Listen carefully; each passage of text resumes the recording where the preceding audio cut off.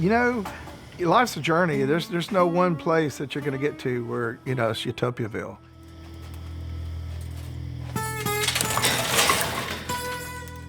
I think it's just following your heart along the way.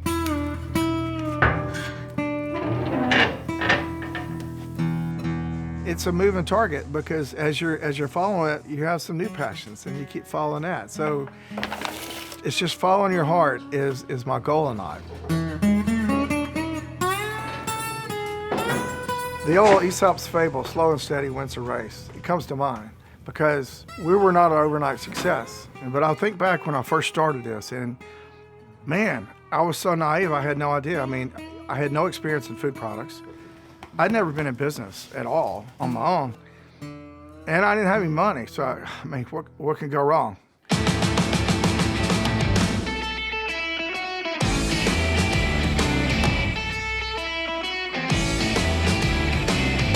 Yeah, that's what I refer to as a fire-breathing dragon.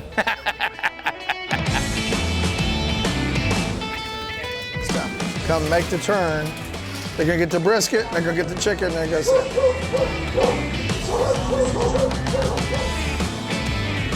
Sure smells good.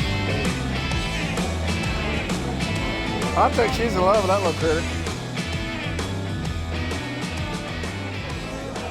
Good evening, everyone. Hello, welcome to Mulberry, Tennessee. Because you're here, the population tripled.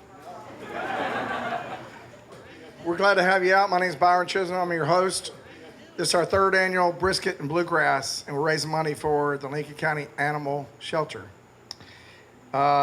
If you feel like you're at someone's house, that's because you are. This is not a commercial venue. This shelter gave me Sadie. I'm like, man, I paid $50 for this dog, and I wouldn't take $1 million for her. That's the truth. So I'm like, well, that's a good investment.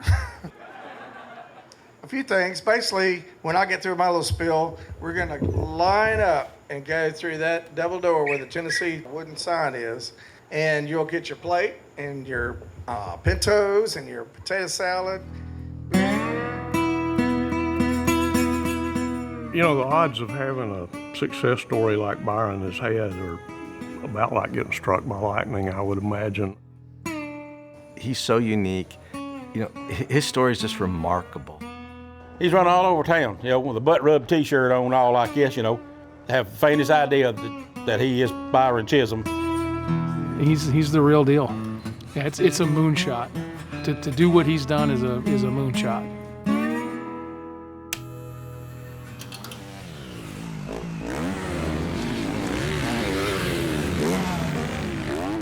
Grew up in Orange, Texas. It's a Louisiana border town right there east of Houston. Age 12 for Christmas, I got my first dirt bike. And man, I'm telling you, I was tapped into the universe. I had never been so happy in my life till I got my first dirt bike, and I wouldn't get off the thing. I mean, it had to come out there after dark. I got no lights on, blah, blah, blah, blah. You know, and son, huh? And it wasn't just a few months later, I'm like, Dad, I want to race.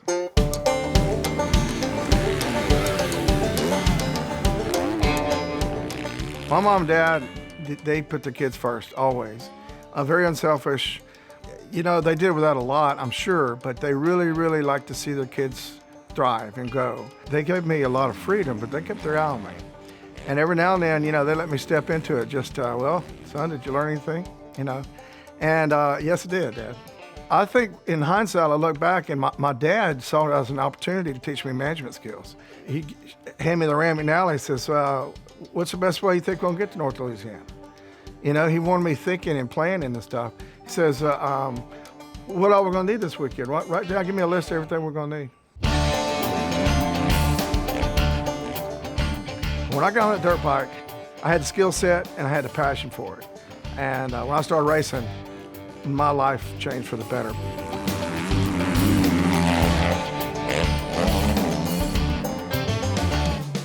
Overall, I had a lot of success, but mainly I learned a lot of life skills from just the whole exercise of competition. I kept getting better. The 6 years I raced. My last year I raced, I had some races I was very proud of. You know, I'd have been nice to try to professionally. It just wasn't really a path. I wanted to go to college, so I had to move on to a new phase of my life, which wasn't nearly as much fun as the first phase.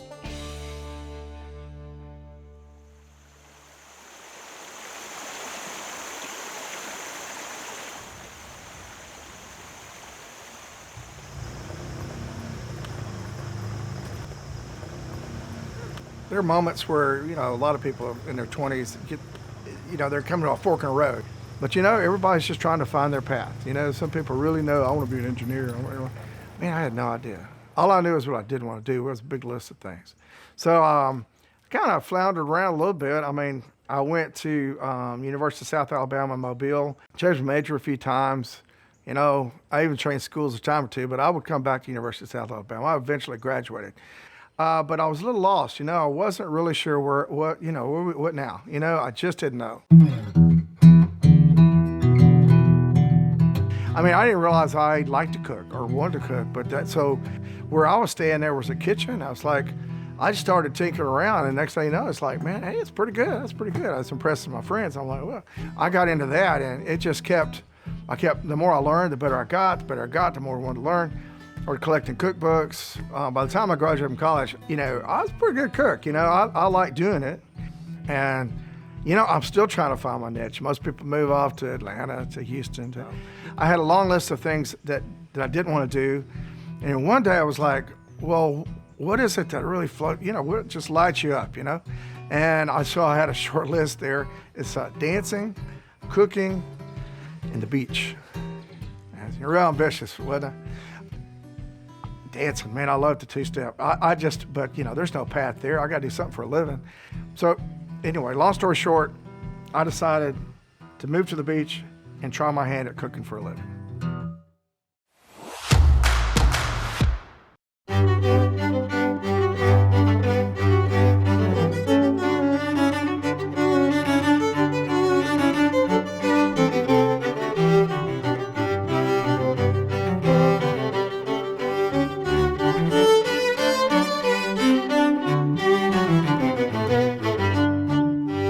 These briskets and these butts, they're tough cuts of meat.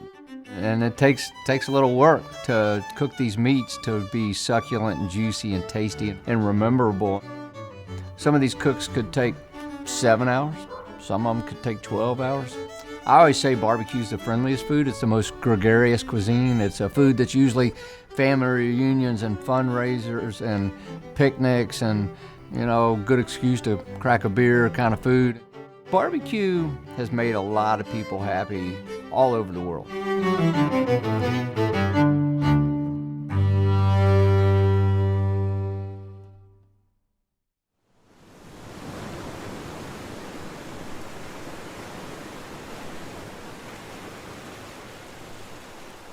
So I moved to Santa Rosa Beach in 1991. You know, it was a seasonal job, but I liked cooking in restaurants. It was a challenge.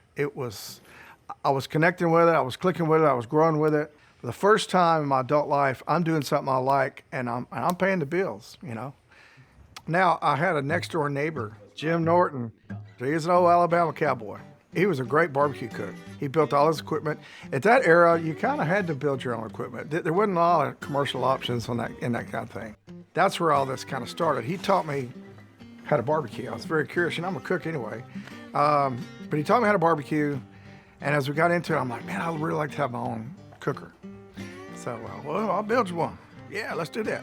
So we went to a scrapyard, and we got all the pieces to the cooker. Old propane tank, got the wheels off of the lawnmower. We got it off for 11 cents a pound. So I'd fire that barbecue grill up every day. I mean, I'd work 12 hours at a restaurant and come home and fire up my barbecue pit. I could spend all day with 3 chickens and a stack of wood, you know. My original pit, 31 years ago, we built this, and I love cooking on it because it reminds me of falling in love with barbecue. It's sentimental. It started this whole barbecue fantasy.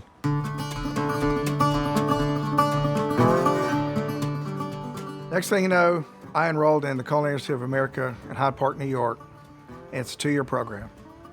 So I leave the beach, I bring my barbecue pit with me. So As part of my culinary training there, I did a 6-month internship with Chef Larry Forshon. He's known as the godfather of American cuisine. He did a lot to help put farm to table. Him and Allison Waters, several of them kind of pioneered that movement, kind of woke it up because cuisine had gotten too commercial, really. They went back to the farm and kind of got, and he, more than anyone, went back to the roots of American heritage. The whole restaurant that I externed in was all about historical American, everything had an American connection because the criticism was, we didn't have our own cuisine. Well, he demonstrated that we did. And it almost made me fall in love with barbecue more because I brought that cooker up there and I'm introducing barbecue to cooks from all over the world. So I became this ambassador for barbecue all of a sudden. And the more I taught about it, the more I introduced it to people, the more I liked it, and the more I realized how uniquely American it was. So that was all part of the Culinary Institute of America experience. And I graduated spring of 1996. Came back to Florida, right where I left off. Same barbecue pit, same community.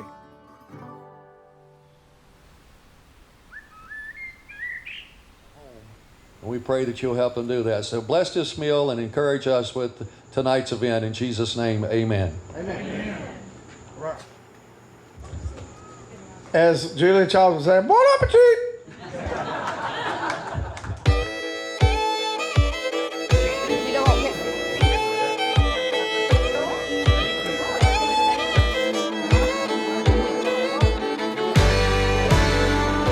Yeah, here's 2 more right yonder. So that's 90. 90. Yep. So like I said, it's gonna be 100 before we turn around twice.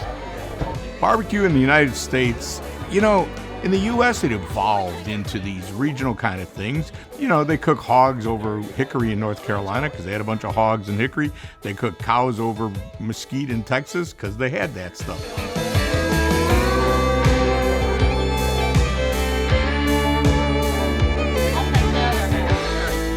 Well, that's some good tender stuff right here. So, this is the classic barbecue from Texas and also the Midwest, Kansas City. For a long time, it was brisket in Texas and pork in the South. And we're kind of starting to find a little each in both places now.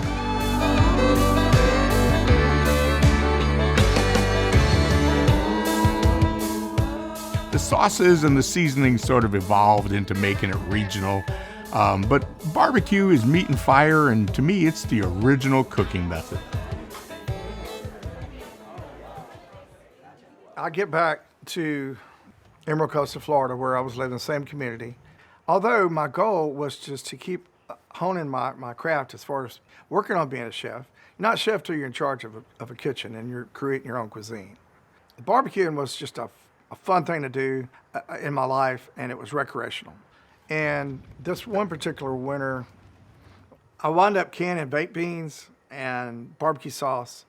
And I basically just want to give away as gifts, And then I said, but this is plain old jar. I'm like, I need something on there to personalize this. I need a pig or something.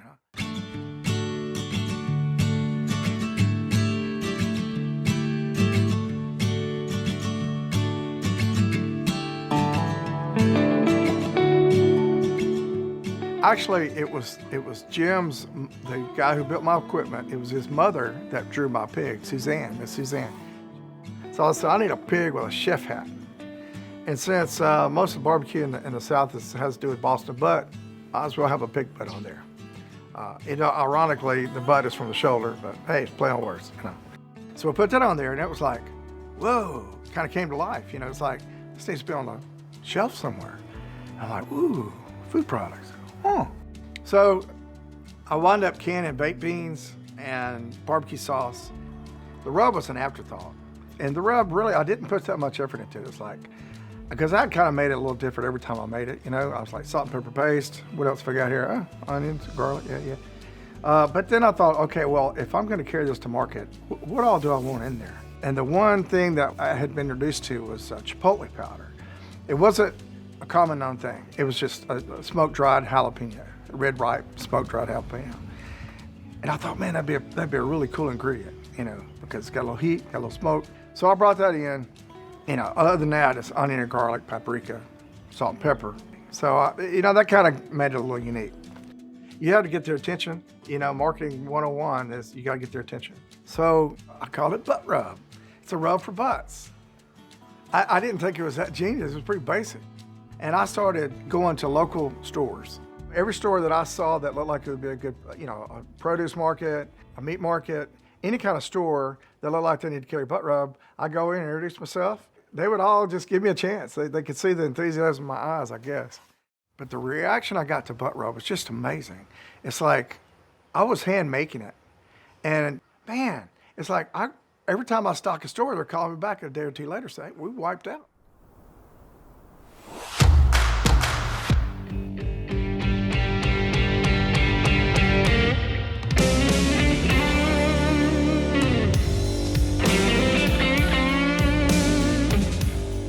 Lighting a fire for me is this opportunity to just hit pause.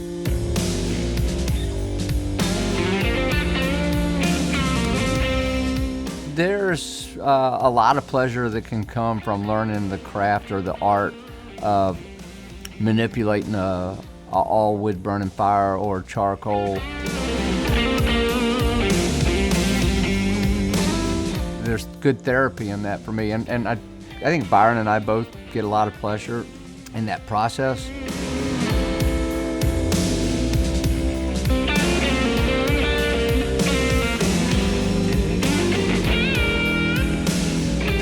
Really, the Butt Ranch, in some respects, is a little bit of maybe a museum to cooking with fire.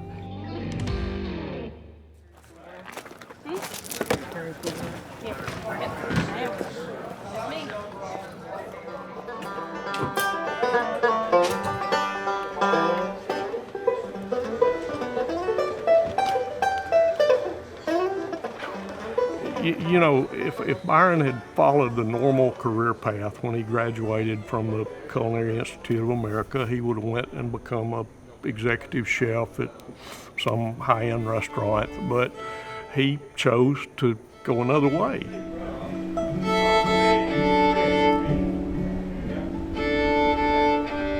He just stayed focused on it and probably didn't listen to the noise around him, because there was a lot of people, probably even family members, that said, I don't know about this, maybe you ought to take that job, you know.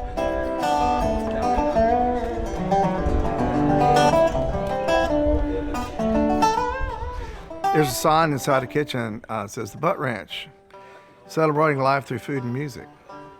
And that's not an original concept, you know, but I mean, it comes natural. We all like to cook. You know, a lot of times we're celebrating just with food, but when we celebrate, when we really go out, we bring in music, you know, like special occasions, July 4th, brisket bluegrass.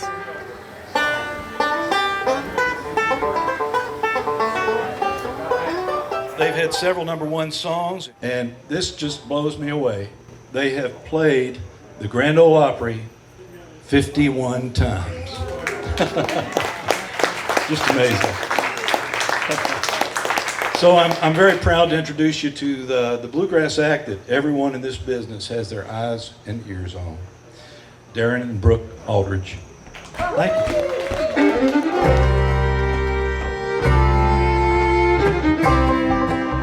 So I like being around music. I like being around food and cooking and genuine people. And you know, you just follow it wherever it takes you. Please get me ready. We're sweating down the road. Please get me ready. It's careless, heavy load. I've seen what Jesus has waiting there for me. Please get me ready for eternity. Based on the feedback that I was getting from people, they really like cooking with it. And they were buying it and they were sharing it with their friends. You know, they're doing it with their word of mouth, you know, like exponentially. And this wasn't just one little, I mean, from every direction, you know, I was getting really strong feedback. I'm like, wow, man, I may be on something here, you know?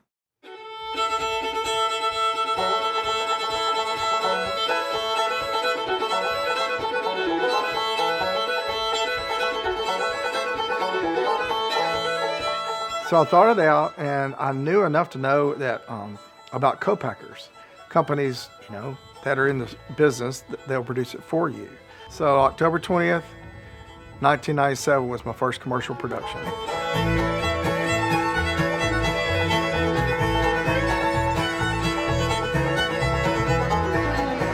The very first butt rubs.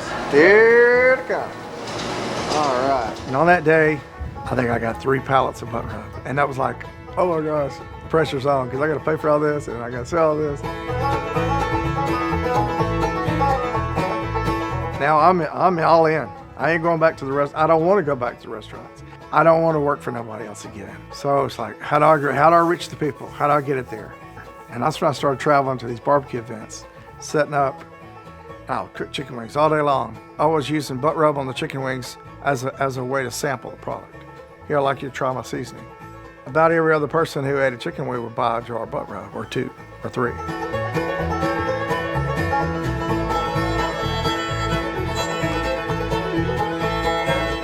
I've probably gone to at least a dozen barbecue competitions just promoting butt rub. At some point, I'm like, man, if I somehow could just become a barbecue champion, that would be really good credentials.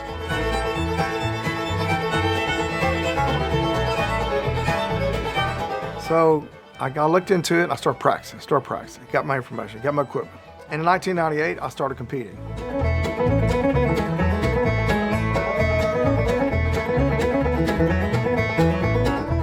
In 1998, I got a message that there was going to be a big cook-off in Nashville at a campground. So I went down there, and it was Easter weekend. I always remember, but they had a big prize purse, $10,000. Now, these days that's not much money, but it was then. And right over by me was this guy with a weird little cooker, and all he was cooking was chicken and ribs because he just didn't know any better. But he had this seasoning he was all excited about. It was a new project, and it was Byron's. I couldn't resist going to talk to that guy.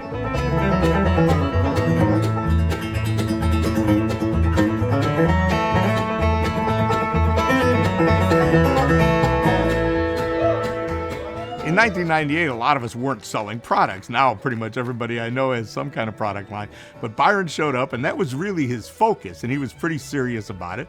And so, when I went to travel and forth, I was promoting the fact, yeah, I want to sell it to them there, but then they get ready to order it again, now what? So I was really promoting buttrub.com. So I tried the product, and it was really good. I just didn't know this guy seemed so green in the barbecue world. How was he going to possibly pull this off?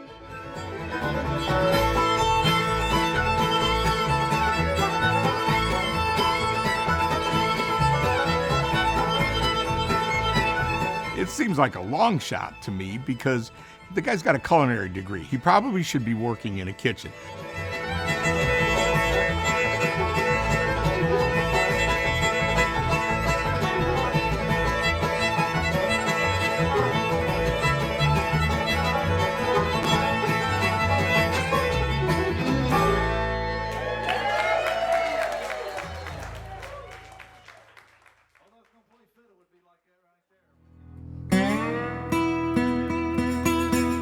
They'll go on the pit 4 in the morning. I'll get up at 2:30 in the morning, light the fire, and we're getting ready to prep our briskets. You can't tell anybody what you see here now. Something's going on. They're cooking a lot faster than I wanted. I don't know if I need to be on the same table with David and South Fork and Trigg and... Got good barbecue, don't make no difference what table you wind up on. I know, it makes me nervous though, makes me nervous. They got a lot of good teams here. You got Smoking Triggers, you got Butt Rub right here. Today's barbecue, I was really happy with the chicken. I had a good rib box, pork and the brisket were all contenders. We'll just see if the judges, we'll see what they think, but I'll be optimistic till otherwise notified.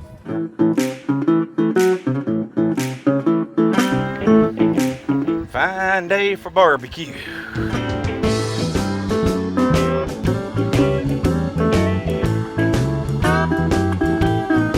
Typically, I mean, there can be 30, 40, or 50 teams. The KCBS is the main organization I competed in, Kansas City Barbecue Society.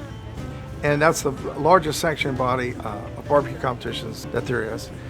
And with the KCBS, you compete in chicken, ribs, pork shoulder, and brisket. And you have to be strong in all 4 categories: appearance, tenderness, and flavor. I'm gonna trip you, David. Oh, you gonna pass me? Uh-huh. All right. That's what they call running the box. They give each one of the teams a styrofoam carry-out tray, and they're allowed the meat and garnish in it, and you take from the cook site to the turn-in table there for the judges. But he's only got 30 minutes between turn-ins. Oh no, if I drop this thing, I'll just keep going. Yeah, that fella get real ill. Let's drop this thing. Short, fat, retired man don't need to be running. All right, we're here. Oh yeah. Oh, this is ribs, right? Well, good. Well, we made it just in time then. And it was kind of like a traveling circus. Everybody had trailers and RVs, went from town to town, and we did these great competitions, and we met these great people, and we really got to see small town America. I really found my groove with competing. I couldn't get enough.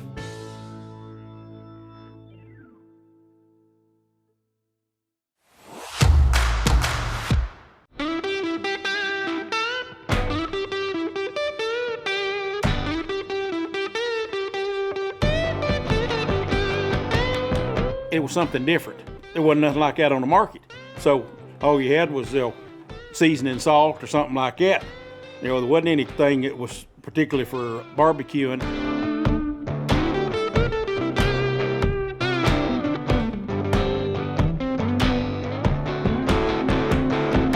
But like I said, he had come up with something, and not just for barbecue. Any kind of meat, vegetable, or anything like that, use it on anything you use salt. That's you start out in the morning, put it on your scrambled eggs. Lunch, you put it on your tomato, on your bologna sandwich, and put it on your pot roast for supper. So I said, that's got you covered, whatever.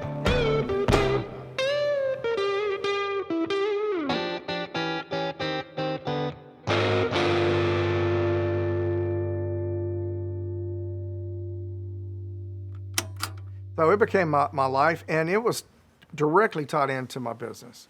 And I wanted so bad for this thing to get off the ground. And I believed that it could, based on the feedback I was getting on this product. So we're building store by store, and I'm building the internet orders. You know, I'm starting to get some mail order activity. So this whole thing's moving forward. Then enters Robert Worsley. I bought a bottle of butt rub, took it home, and put it on some pork chops. And when I ate that pork chop, I knew, wow. Then the process really started working. We got to be friends. He's a barbecue guy. He says, I represent a barbecue sauce, and I go to stores all the time. He said, but I don't have a rub. Me and Byron sat down at a Waffle House, basically had breakfast. He said, I want you to start selling butt rub. I said, I can help you sell this. I said, hey, baby, you know, you got it. So in my mind, I can do this. And I went from store to store. Now, Susan was a girl that I met. She worked at the Waffle House. He would come in the mornings, come in, get coffee, and order breakfast. We didn't know his name, so we just called him the Butt Man because he wore his pink butt rib shirts. At Waffle House, when he walked in the door, it was, hey, Butt Man. She said, I've been studying accounting. She said, you got anything for me? I was like, maybe I do. And I told him, I said, don't mess with me, Butt Man, because I thought he was joking with me. She called me Butt Man. Don't mess with me, Butt Man. But no, I'm serious. Okay, yeah. Well, Susan started. My circle got much bigger because now she's running the fort. She's shipping out the orders. So I'm out there. All of a sudden, man, I'm in the West Coast. I'm in the Northeast. I'm in the Midwest. I'm all over. Wherever there was a big event, I was there promoting butt rub.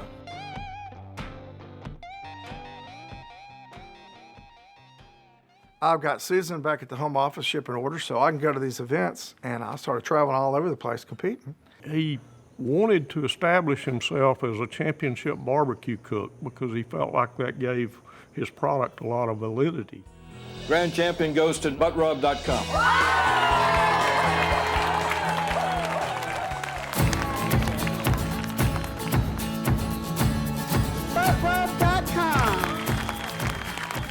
It was working out good because I became what I wanted. Well, I worked at it and I became a barbecue champion.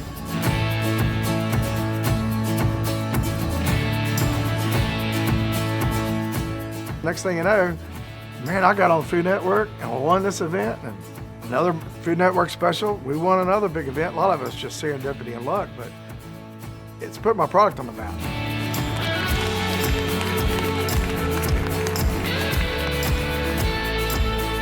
Grand champion of the Mitchell Company Barbecue Championship 2006, buttrub.com.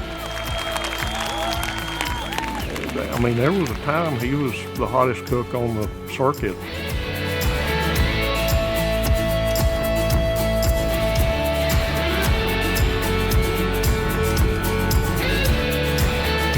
I remember one year, he was in the office 8 days over 6 months.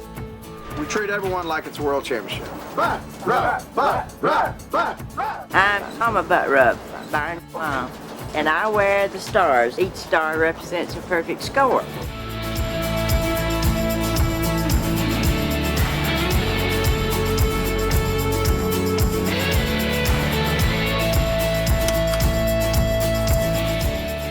Whole thing that goes on with this butt rub. So how did that get started? Butt culture. Butt culture? Yeah, we're the Buttmobile. The Buttmobile, the Butt Babes, the Butt Rub. What That's else? right. We used to have the Butt Hut, but we didn't have indoor plumbing with it, so we got the Buttmobile.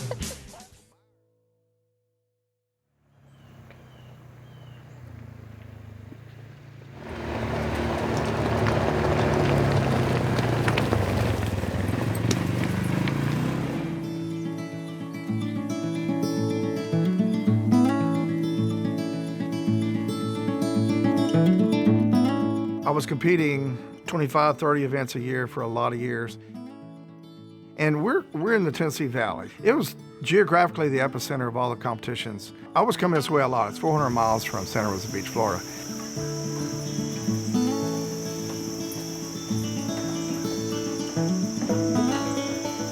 So I was just looking for an RV hangar, a place where I could keep my barbecue things for most of the year, just so I wouldn't have to drag it all back to Florida every time I did a competition.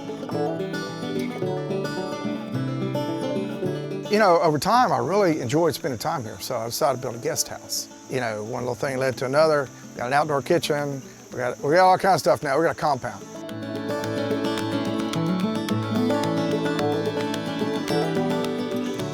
And the thing about, you know, the Butt Ranch, the whole idea really, we come here to get away from commercial. It's like we're cooking, there's music.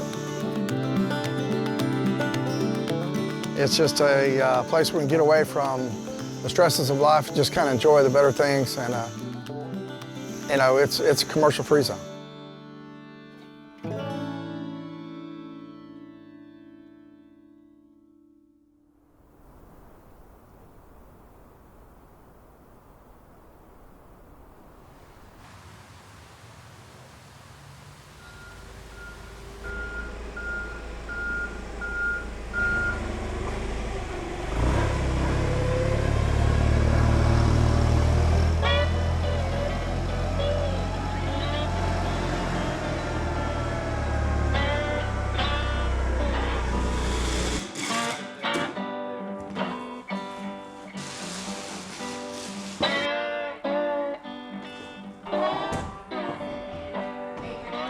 Think that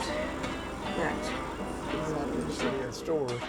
And let's see, this picture, I'm hand making the product in my house at Santa Rosa Beach. This picture is the first mail order ever. It went to Peppers. We built from the core. We built a grassroots, and then you factor in the competition part of the equation, and it was a formula that worked.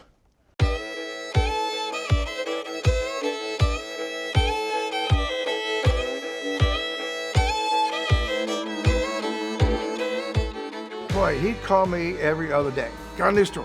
Got 2 new stores. I mean, he was really out there doing something, you know. So what I would do is I would go around and demonstrate to the market managers. I would take a package of their pork chops that I picked out of their meat counter. I'd season both sides of that pork chop. I would do about 5.5 minutes on one side, flip it over, and do 3.5 minutes on the other side. Best pork chop you've ever had. And that was it. It was a done deal. One by one, he got us in a bunch of independent grocery stores, and they were all doing real well with it.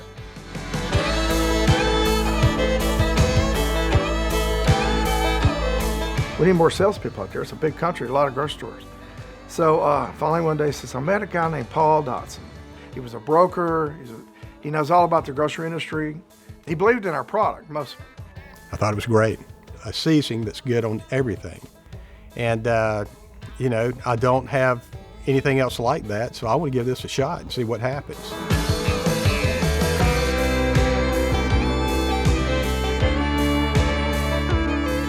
But people are liking this, and we're getting really good feedback, and we're believing in it, and it's growing. And then Robert presents it to Kroger in Atlanta, and they bite. They're like, yeah, we'll give it a try. So that was the break that we was looking for.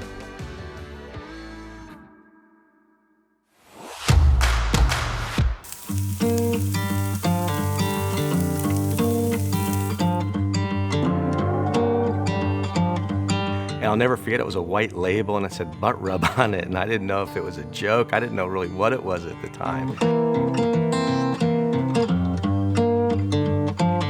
You can hear them mention, butt rub. You can see their eyes, sometimes you'll get real big, You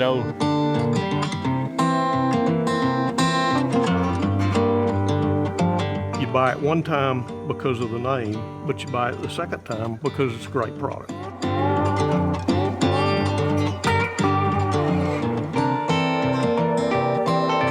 It had a great balance, just something that really tickles your senses. I thought it was wonderful. And it becomes a staple in your kitchen. You just keep it on the table like salt and pepper, and you use it on everything. It's not just for barbecue.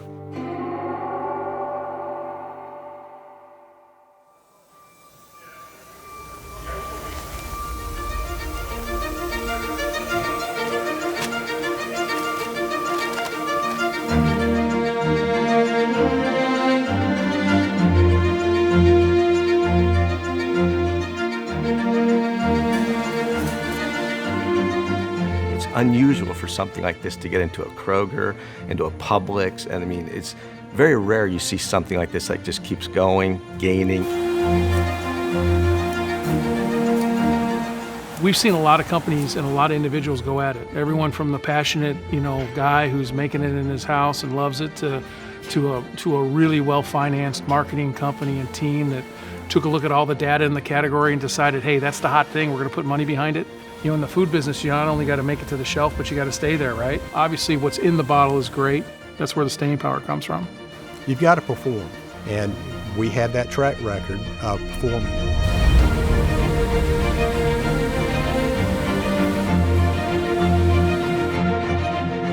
When you get the magic of a champion's, recipe, and then you get, the business that he's put together, authentically over the last 25 years, it's a real recipe for success, certainly in the grocery business, and I think his sales and his distribution show for it.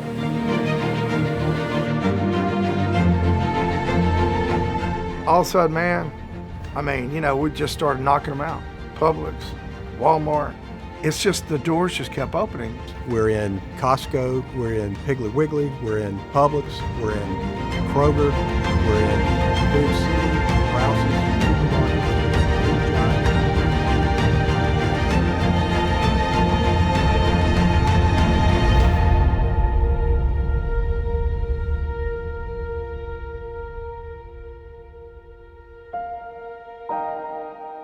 For the second quarter of 2022, I was just told that butt rub was the highest grossing grocery store barbecue seasoning in the country.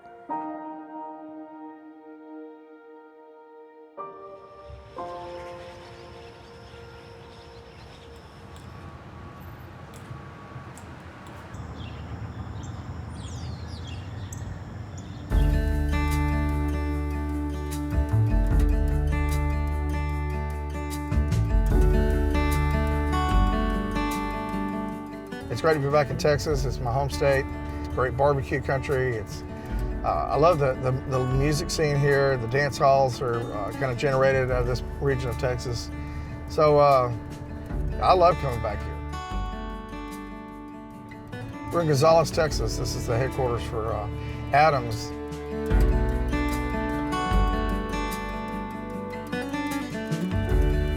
I get out here once or twice a year just to, I love to have face-to-face meetings with the people that we work with here.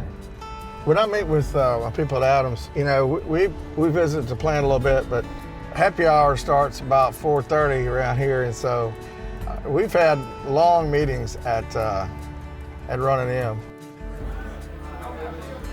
25 plus years now. It's been a nice run. Yeah, you took that passion and turned it into something greater. Well, the thing was driving me from the beginning. I was like, you know, I had everything lined up. The butt rub came out before I started competing. And I was just a, you know, hobbyist, I guess you'd call it. And then once I created a product, I'm like, man, how am I going to promote this, you know? And anyway, it didn't take me long to figure out that, man, if I was I'd see these guys winning these big trophies and stuff, and I'm like, if I was one of those guys, that would be good for business.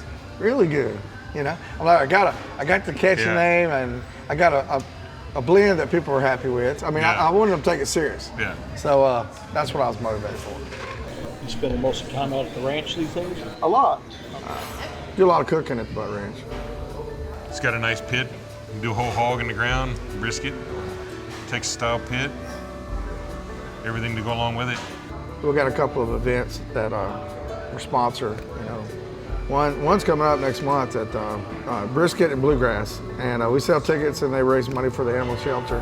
We put out a good barbecue meal, and then we have great bluegrass, and I want to do more and more stuff like that because I've got a little amphitheater and stage, everything up there now, and I like it. You know, I get to do what I've been doing all the time anyway. It's just for, you know, for a cause now, you know.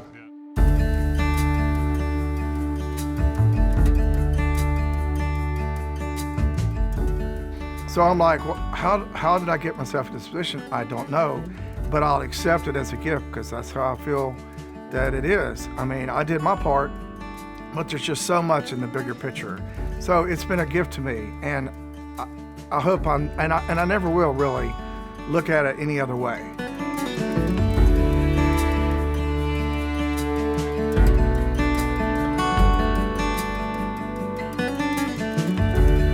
I think he was very much a pioneer when he was really hitting the shelf and going against some really stark items. You know, not a lot of items like that in the category. And he's certainly a pioneer in that. I would say his loyalty is probably one of the highest in the industry to his product. It lives on. I mean, this brand lives on, and it will live on. It's phenomenal. It's just all the elements came together way beyond my personal abilities, but just the timing, and the opportunity, and the right people. Susan, Robert, Paul. But I'm just thankful to be a part of it, you know, just seeing it grow like that. It's just been, I don't have any words for how to describe it. It's been something. And it's very humbling, but it's a team effort. I can't do anything without everybody else's help. Well, I'm appreciative of being involved in it. I have a deep appreciation. To enjoy something that you do. Now, I've had jobs in my life that I didn't particularly enjoy, but I've enjoyed this. Lucky, it'll be good enough. Competition barbecue world, that would all get real popular. We would grow with that. It's been pretty cool. It's like I think we both found ourselves in this role of being an ambassador to barbecue, not only within the States, but overseas too. And there's a saying, someone said it to me this morning, that if you're happy doing what you're doing, you'll never work a day in your life. And I think Byron did that.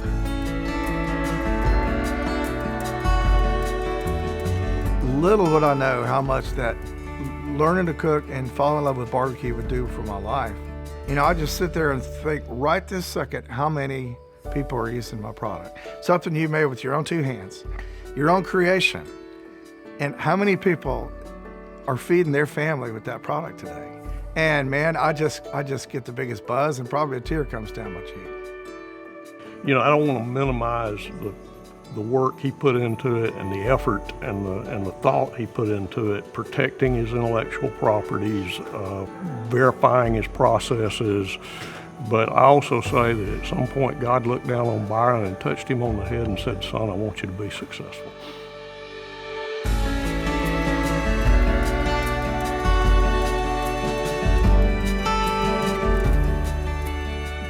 My next door neighbor in Santa Rosa Beach, old Jim, he taught me about barbecue. Now, I think everybody crossed our path for a reason.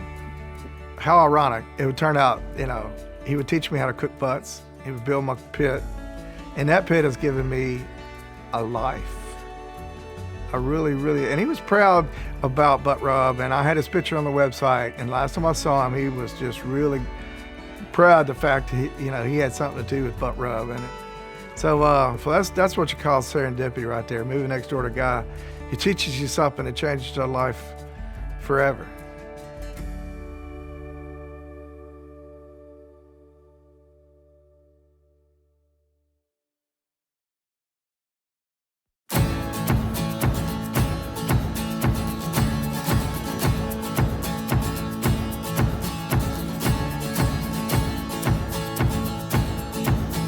So I've competed in 19 countries total. That's more than any other American. It felt a little like the Olympics. I became real patriotic because barbecue is a part of our American heritage. It's our native cuisine. I was proud of that, and I was proud that I was there representing barbecue and our country.